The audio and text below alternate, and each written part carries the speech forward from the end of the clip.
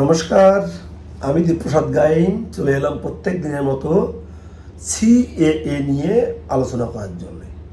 তো এই সিএএ নিয়ে আলোচনা করার আগে একটু সমালোচনা করা যাক। আপনারা যারা নিয়মিত আমার ভিডিও দেখে থাকেন তাদের অবশ্যই মনে আছে এসআইআর শুরু হওয়ার মাস দেড়েক আগের থেকে দাড়িওয়ালা মানকি ফকির আর ওই ফুসুৎকৃতি এদের বাদরামিতে আর এদের বদমাইশির কারণে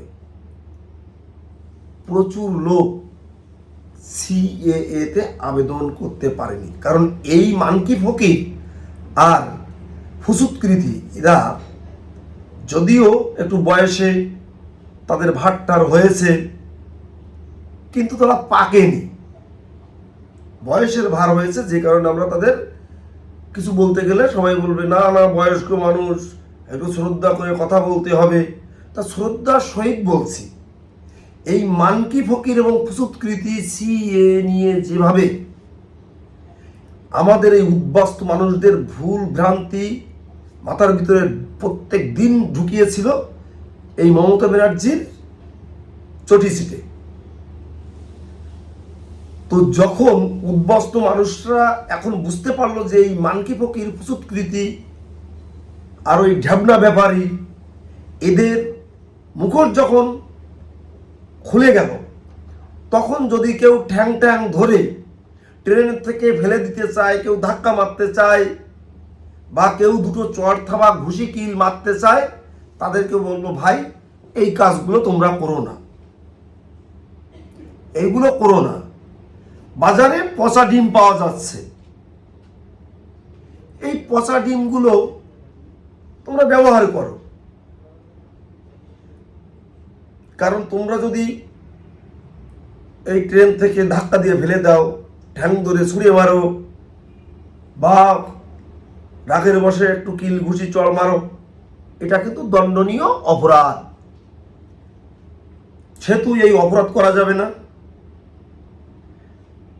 আপনাদের কাজ হচ্ছে যে এরা যেমন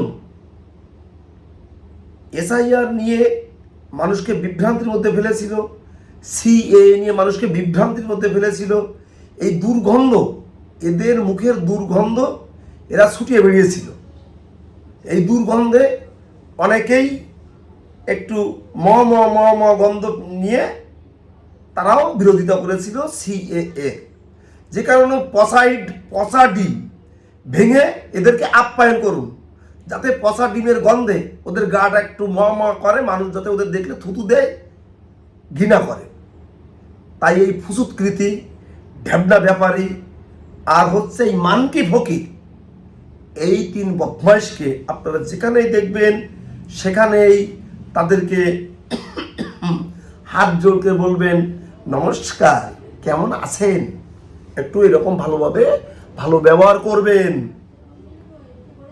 খবরদার, যে ভদ্রলোক আপনি ওই যে ট্রেন থেকে ফেলে দিতে চাচ্ছিলেন, আপনাকে বলবো আপনি কিন্তু এই ধরনের কাজ করবেন না, একদম না, কেউ করবেন না। কারণ ওনার বয়স্ক লোক, চুলদাড়ি পেকে গেছে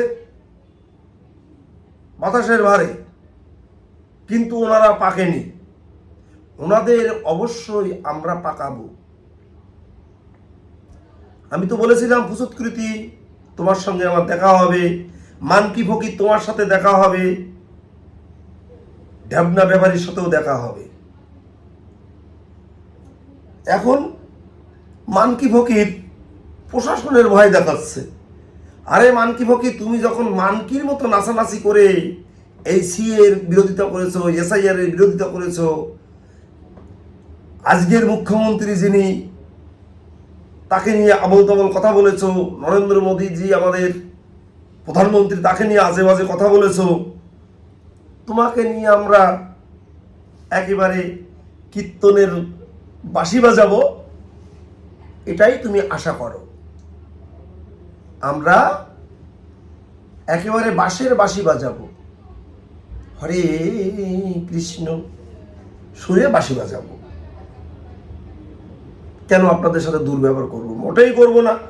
দেখা হলে বড়জোর আমাদের ছেলে পেলে বা আমরা ওইটুকুই করতে পারি, একটা পচা ডিম নিয়ে আপনাদের মুখে টুকে একটু মাখিয়ে রেখে দিলাম। কারণ আপনারা তো নির্বাচনের পরবর্তীকালে আবির টাবির আপনারা মাখেননি, তাই ডিম পচা ঝাঁকিয়ে ওর ভিতরে একেবারে আবিরের রং হয়ে যাবে, ওটা আপনাদের আমরা লেপটে দেব, একেবারে লেপটে দেব। দিয়ে আমাদের কাছে যে সিএর সার্টিফিকেট আছে, ওই পচা ডিমের আঠা, ওই আঠাতে ওই সার্টিফিকেটটা সাপটে দেব, জাপটে দেব। কারণ এত বদমাইশি করেছেন আপনারা, আর এখন আপনারা প্রশাসন দেখাচ্ছেন। হ্যাঁ, আপনাদের বদমাইশি প্রশাসন তখন দেখেনি যে আপনারা কি বদমাইশি করেছেন, এই 3 বদ। আজকে একটা কথা বলছি, আমাদের উদ্বাস্তু মানুষের শত্রু আপনারা 3 জন।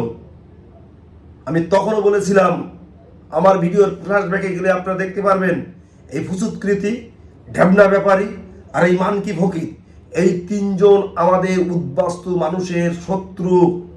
আমি বারবার বলেছিলাম, আজকে সেটা প্রমাণিত হয়ে গেল, প্রমাণিত সত্য। এখন বলছে হ্যাঁ হ্যাঁ হ্যাঁ শুভেন্দু দেখ দেখ তোর ইসে আমার কি করছে, তোর ছেলে পেলে আমাকে কি করছে ট্রেনের মধ্যে। কেন দেখতে আসবে?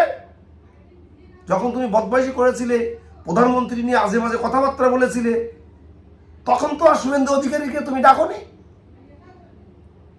এখন কেন ডাকছো? হ্যাঁ, এখন দাদাভাই সম্পর্ক দেখাচ্ছ। মানকি ফকির বহুত বদমাইশি করেছে, এবার তুমি সামজে যাও, ঘরে ঢোকো, দিদির সাথে ঘরে ঢুকে লুচি পরাটা খাও। যাই হোক বন্ধুরা, আপনারা এই 3 জনেরকে দেখেছেন যে কি ধরনের বদমাইশি এরা করেছে, পুরো চটি চেটে। এখন সেই ছেঁড়া চটি আর চাটতে পারছে না, তাই এখন অন্যদিকে একটু ঘোরার চেষ্টা করছে। এদের পাত্তা দেবেন না কেউ। আমি বলছি না এদের মুখে দেখা হলে থুতু দিন, থুতু দিন, এই কথা আমি বলছি না। ওদেরকে বলুন কেমন আছেন, নমস্কার। যাই হোক, এই প্রসঙ্গ নিয়ে আর বেশি টানাটানি করব না।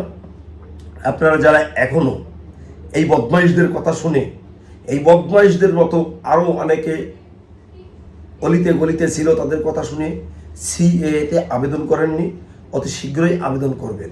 অনেকে কমেন্টস বক্সে লেখেন যে এই সার্টিফিকেট দিয়ে ভোটার তালিকায় নাম উঠাতে পারছি না, সার্টিফিকেট নিয়ে একটু ধৈর্য ধরুন।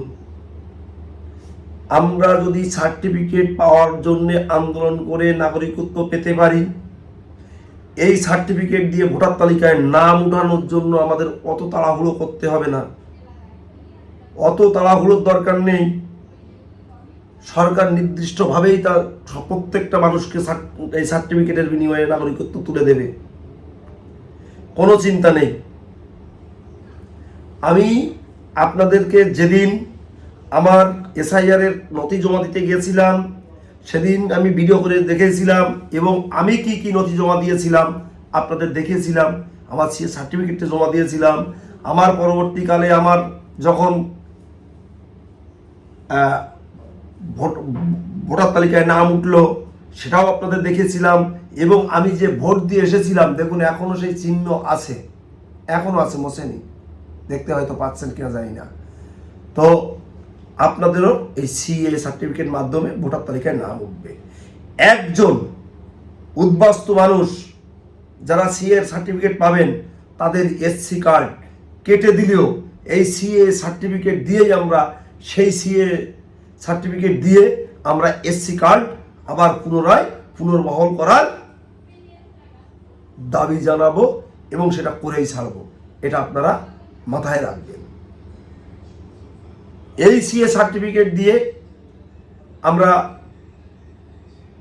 পাসপোর্ট অনেকেই করেছে, অনেকেই পেয়েছে, এবং আজকে আমি আমার যে পুরনো পাসপোর্টটাই ছিল সেটাকে নতুন করে রিনিউ করার জন্য বার্থ প্লেস বাংলাদেশ দিয়ে আমি অ্যাপ্লিকেশন করে দিয়েছি।